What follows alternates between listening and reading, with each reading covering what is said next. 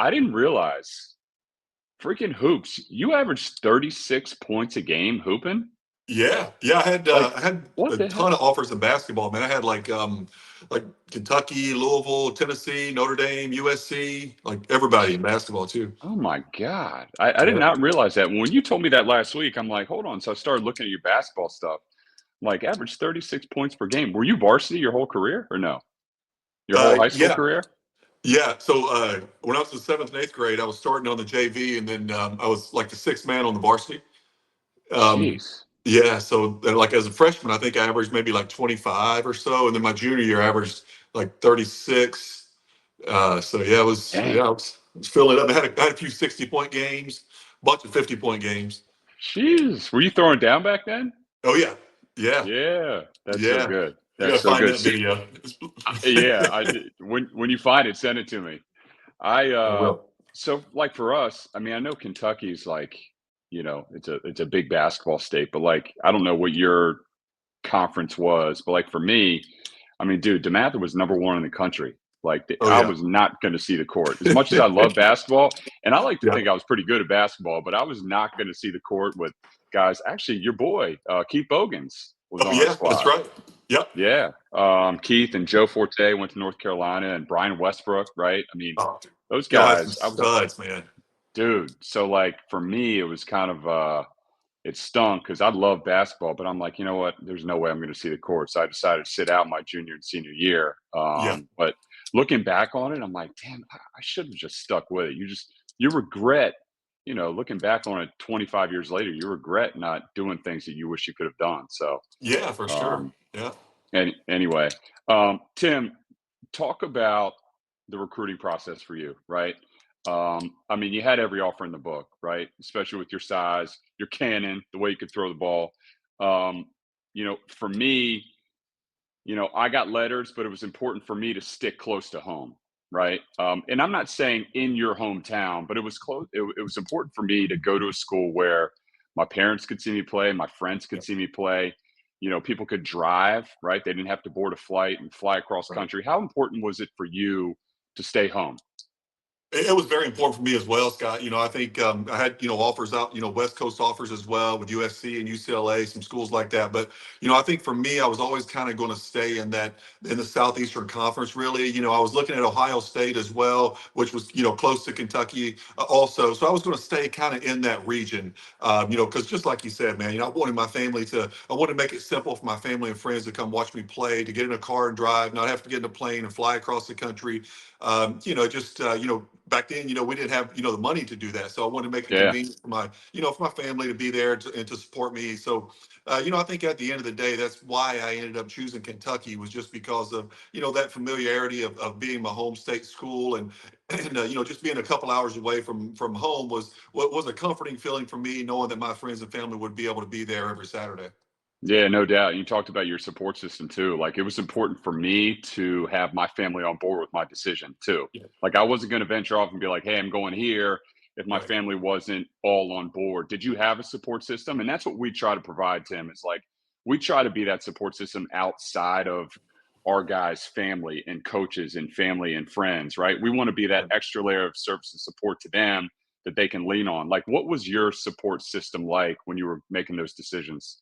Yeah, I was fortunate to have a really good support system, but I know a lot of guys aren't fortunate enough to have that. So I think it's great what you guys are doing to help these kids out. Because for me, I had an older brother. He was 4 years older, and he was a quarterback as well. So he was being recruited, had an offer to go to Vanderbilt. He was thinking about going to Kentucky as well. He ended up settling for Eastern Kentucky, where he played for Coach Roy Kidd, one of the winningest coaches of all time. Had a great career there at Eastern. So for me to be able to have somebody in my own household who was going through the same things that I was going through, just a few years ahead of me, he was a great resource for me to bounce information off of. What's the recruiting process like? How do I talk to these coaches? What type of questions do I need to ask? What Sure. information do I need to gather to make the best decision for myself? Who do they have on the roster? Who they're recruiting this year? Who am I going to be competing Yep. with? What system are they in? How long has the coaching staff been there? Are they going to be intact? The whole 3 or 4 years that I'm going to be on campus. A lot of things that go into it. So, like I said, man, a lot of kids aren't fortunate enough to have, someone they can bounce, those questions off of right there, a friend or a family member. So I think it's awesome what you guys are doing for these kids. Yeah, and times are obviously different, right? For me and you, Tim, like we were dubbing VHS tapes, right? And putting a little note and sent and literally mailing them to schools. Now it's different with No social doubt. media. You can build, market, sell yourself, build your brand, and really promote yourself to coaches. How important is it for these guys? Because I know I went to a handful of camps, but how important is it for these guys to go to camps and maybe go to a camp where maybe it's almost like a showcase where you go to a certain school that might have 30 coaches at it, right? Maybe you Right. don't catch the eye of that campus coach, but you catch the eye of somebody else who might be attending. How important is that for these guys? Yeah, I think that's super important. I've my older son. He's a freshman in college. He's playing football at Holy Cross now. So I know when he was going through the recruiting process, that's what we did. I was encouraging him to go to. We did go to some camps where it was just Kentucky camp or Right. Tennessee camp. Some of those, but we also went to the showcase camps because just like you said, Scott. The more eyes on you. And he ended up getting a couple offers out of those. He got an offer from Marshall and some other schools as well out Oh of going to wow. those showcase camps. Oh wow. So I think that those are very important. Just the more eyes you can get on you.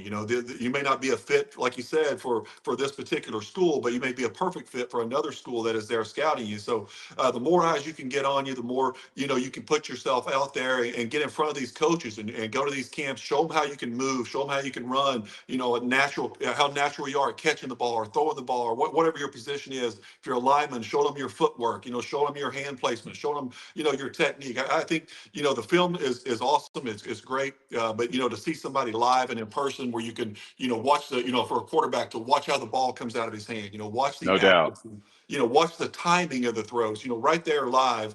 It goes a long way in the recruiting process. So I think that's very important to get in front of as many eyes as possible. No doubt. And you've been through this with your son, but you have Yeah. another son that's how old is he He's right a now? freshman in high school this year. So I He's a got, I got a freshman. freshman in high school and a freshman in college. Yeah. Yeah, so you're going to go through it again. So like Yeah. this is an interesting question that people bring up all the time.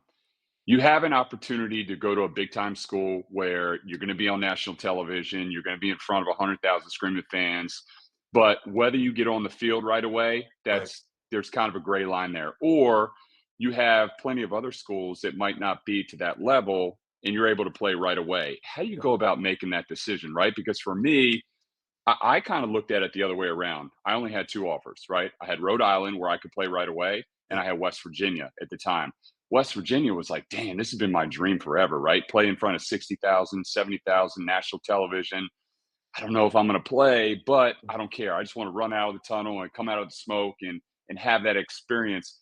Sure. And I was like, I'll cross that bridge later when I get to it. I'll figure it out. And it ended up working out for me. But like for your guys and for our guys, how do they approach that? If it's like, hey, I want to go play in front of a national television, big audience, and a big time program, or hey, I can play right away.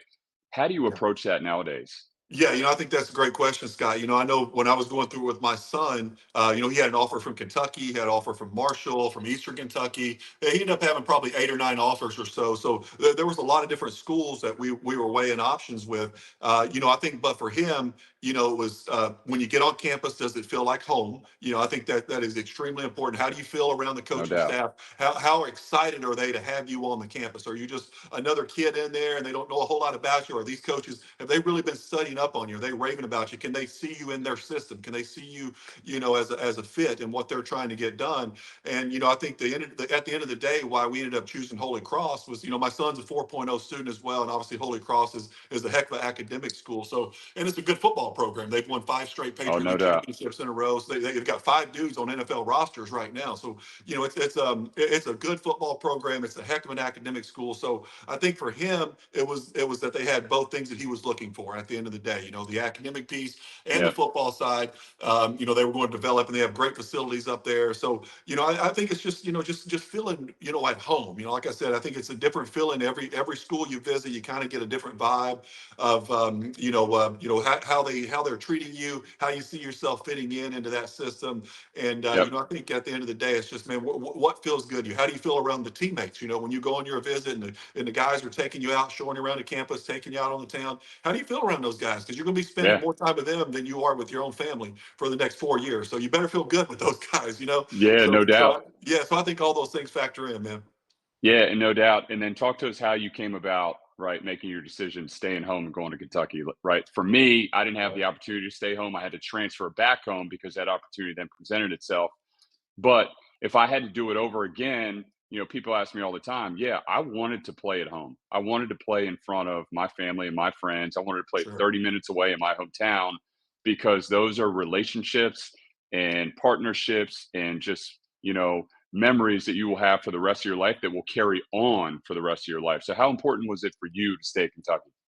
It was very important. I had a lot of pressure, in state to stay and play at Kentucky from a Yeah. lot of people, from friends and family, obviously from the university. It was kind of one of those things where, they were kind of doing anything possible to keep me at home. And I had a lot of other offers I had to consider as well. But I think, some of the deciding factors for me were, life after football. If I go to Yeah. Kentucky No and doubt. stay home and I'm around friends and family and I build those relationships, like you said, those relationships I have in the business world still to this day from Today. guys that I met Right. at UK. You know, so I built, I set myself up for a good life after football as well. So I think that's a deciding factor also. And then just to wear, you grew up watching that school, every Saturday. I used to go to the games with my dad when I was a little kid, and to be able to run out on that field, man, and wear the blue and white with Kentucky across your Heck chest, yeah.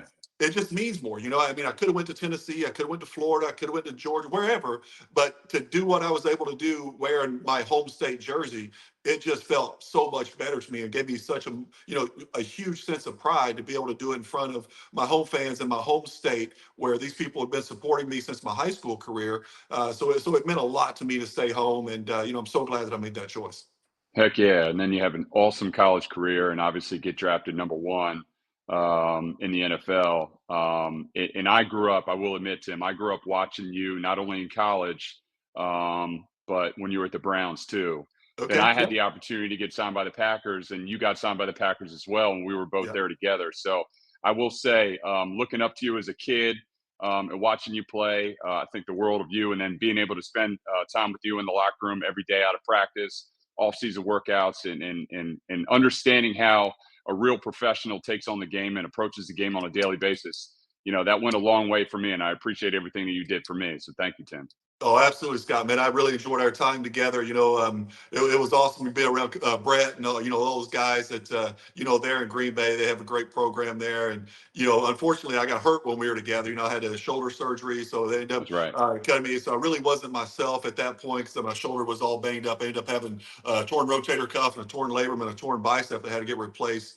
So I couldn't really didn't have the Still the chucking the ball 80 yards. Don't worry about it. No big I, deal. I didn't feel like myself, but I think we had an awesome time together, man. We got to spend so much time together off the field, in between, practices and on off days. I remember you and I would go out and grab dinner, go to a movie, do whatever, No doubt. just hanging out, man. So I really appreciate our time together. No doubt. Well, Tim, I appreciate it, man. Thanks for hopping on with us. I know our guys look up to you. They think the world of you, and this interview goes a long way. So I appreciate that.